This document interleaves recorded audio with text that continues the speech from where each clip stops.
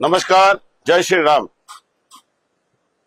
काल विधिमंडळात रामटेक राम मंदिर देवस्थान विश्वास व्यवस्था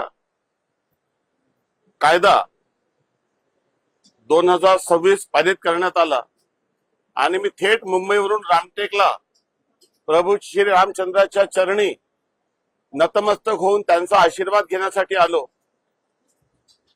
माझा जन्म 1971 ला झाला आणि जुलै 71 ला डेप्टी चॅरिटी कमिशनरने एक ऑर्डर केली की रामटेक राम मंदिर हे पब्लिक ट्रस्ट आहे.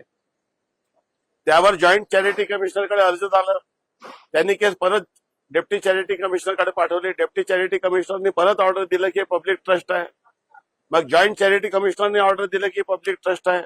मग डिस्ट्रिक्ट कोर्टात गेलं. डिस्ट्रिक्ट कोर्टाने ऑर्डर दिली की खालचा ऑर्डर त्यांनी मेंटेन केलं. मग हायकोर्टात प्रकरण गेलं. हायकोर्टाने परत डेप्टी चॅरिटी कमिशनरकडे प्रकरण पाठवलं आणि डेप्टी चॅरिटी कमिशनरने निकाल दिला आणि निकाल दिल्यानंतर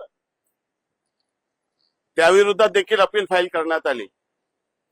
आणि म्हणून यावर सखोल अभ्यास करून शिर्डी साई संस्थान, शनी शिंगणापूर, पंढरपूर, सिद्धिविनायक अशा जेवढ्या धार्मिक संस्था आहे, ज्या महाराष्ट्रातील महत्वाचे तीर्थक्षेत्र आहे, त्या ठिकाणी सरकारने विधिमंडळात कायदा केला. त्याला राज्यपालाची मान्यता गेल्यानंतर विश्वस्त कायदा, नवीन कायदा त्या ठिकाणी पारित करण्यात आला.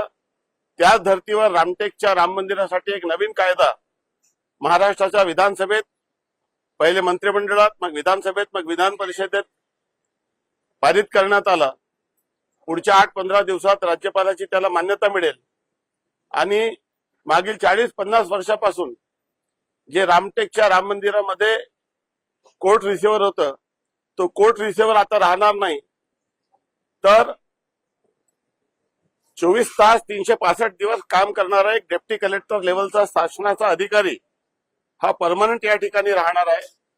याचा ऑडिट होईल. याचा वार्षिक अहवाल विधानसभेत सादर होईल आणि या मंदिराच्या अकाउंट्सवर पूर्णपणे राज्य शासनाच्या लेखापरीक्षण होईल आणि त्यातून या सर्व निधीचा योग्य वापर झाला पाहिजे. दुर्दैवाने आजपर्यंत रामटेकच्या राम मंदिर ट्रस्टमध्ये कुठली रक्कम नव्हती. माझं स्वप्न आहे की रामटेकच्या राम मंदिरात ज्याला आता 1-2 लाख रुपये राहत होते, त्या रामटेकच्या राम मंदिरच्या अकाउंटमध्ये किमान 5-10-15 कोटी रुपये या ठिकाणी भविष्यात जमा करता येईल. त्यातून जे रामटेकचा संकल्प आपण केला, याला अनेक अडचणी होत्या. पहिल्या अडचण होती फॉरेस्टची. आपण गडमंदिरात 2.5 एकर जागा फॉरेस्टची मागितली, ती डिफॉरेस्ट होऊन आपल्याला मिळाली. अंबाळामध्ये 2.5 एकर जागा फॉरेस्टची मागितली, त्याला डिफॉरेस्टेशन केलं आणि ती जागा नगर परिषदला घेतली.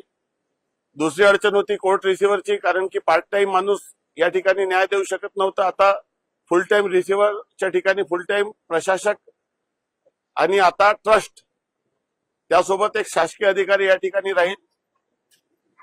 विधानसभा सदस्य जो कोणी या मतदारसंघात असेल त्याचा देखरेख या ठिकाणी राहील. नगराध्यक्षाची देखरेख या ठिकाणी राहील. आणि रघुजीराजे भोसले यांनी पूर्वी रामाची पादुका या ठिकाणी होती. प्रभू रामचंद्राच्या पादुक्यानंतर 12व्या शतकात रघुजीराजे भोसलेंनी या ठिकाणी राम मंदिराचं निर्माण केलं, अशा पद्धतीची इतिहासात बोलले जाते. आणि म्हणून भोसले कुटुंबातील किमान एक व्यक्ती या ठिकाणी ट्रस्टी म्हणून राहावा, अशा पद्धतीची तरतूद मी त्या कायद्यात केलेली आहे. या वाद प्रतिवादामुळे रामटेकचा राम मंदिर हा दीर्घकाळ, तसं पाहिलं तर वनवासातच राहिला. रामाचा वनवास 14 वर्षाचा होतं, परंतु प्रभू रामचंद्रापेक्षाही जास्त कालखंड या ठिकाणी रिसिव्हरचं राहिलं. शेवटी व्यवस्थेसाठी रिसिव्हरची अपॉइंटमेंट ही आवश्यक होती.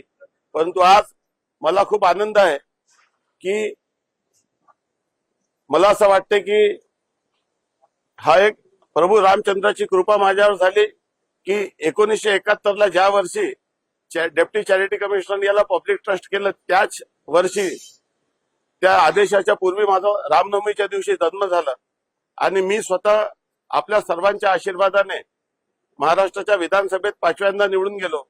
राज्य सरकारमध्ये माननीय देवेंद्रजी, माननीय एकनाथजी, माननीय सुनेत्रा पावे यांच्या सरकारमध्ये मला आणि माननीय अजितदादा यांच्या नेतृत्वात मला काम करण्याची संधी मिळाली आणि विधी व न्याय विभागाचा खाता ज्याचे कॅबिनेट मंत्री माननीय मुख्यमंत्री आहे आणि मी राज्यमंत्री आहे, त्या खात्यातून मला स्वतःला हा विधेयक विधानसभेमध्ये मांडण्याचं सौभाग्य प्राप्त झालं. हा माझ्या आयुष्यातील सर्वात मोठा दिवस आहे, अविस्मरणीय दिवस आहे आणि प्रभू रामचंद्राच्या कृपेनेच मला ही संधी मिळाली. रामटेकच्या जनतेच्या आशीर्वादामुळे मला ही संधी मिळाली. माझ्यासाठी अथक परिश्रम करणाऱ्या कार्यकर्त्यांच्या श्रमामुळे मला हा दिवस पाहायला मिळाला.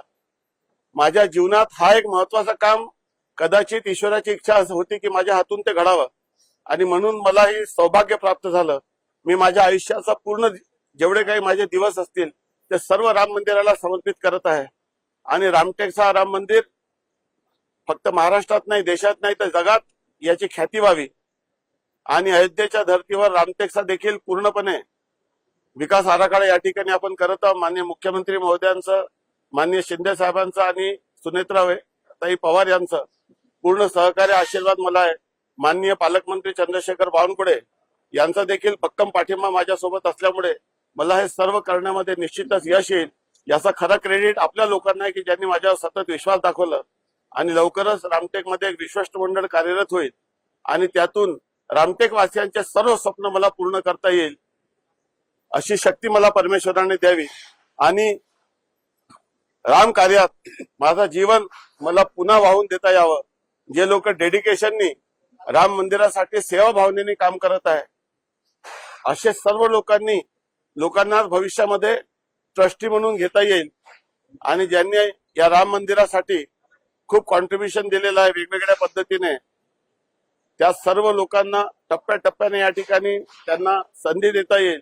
3 वर्षाचा ट्रस्टीचा कार्यकाळ आपण ठेवलेला आहे आणि मला विश्वास आहे की या 3 वर्षामध्ये प्रत्येक ट्रस्टी ही चांगल्या पद्धतीने काम करेल आणि या मंदिराच्या सर्वांगीण विकासच नाही तर सर्व व्यवस्थेची, स्वच्छतेची, इथली प्लास्टिक मुक्तीची आणि सोबतच इथली आर्थिक समृद्धतेची आणि जगातील सर्व लोक या ठिकाणी येतील, त्यांना उत्तम सीतामा रसोईमध्ये जेवण मिळेल, प्रसाद मिळेल, महाप्रसाद मिळेल आणि रामटेक मध्ये आल्यानंतर प्रत्येक भाविकांचं समाधान झालं पाहिजे. त्यांना श्रद्धेने लोक येतात आणि त्यांच्या श्रद्धेच्या भावना कधी दुखावू नये अशी कुठली कृती आपल्या कोणाकडून होऊ नये अशी सर्वांकडून अपेक्षा करतो.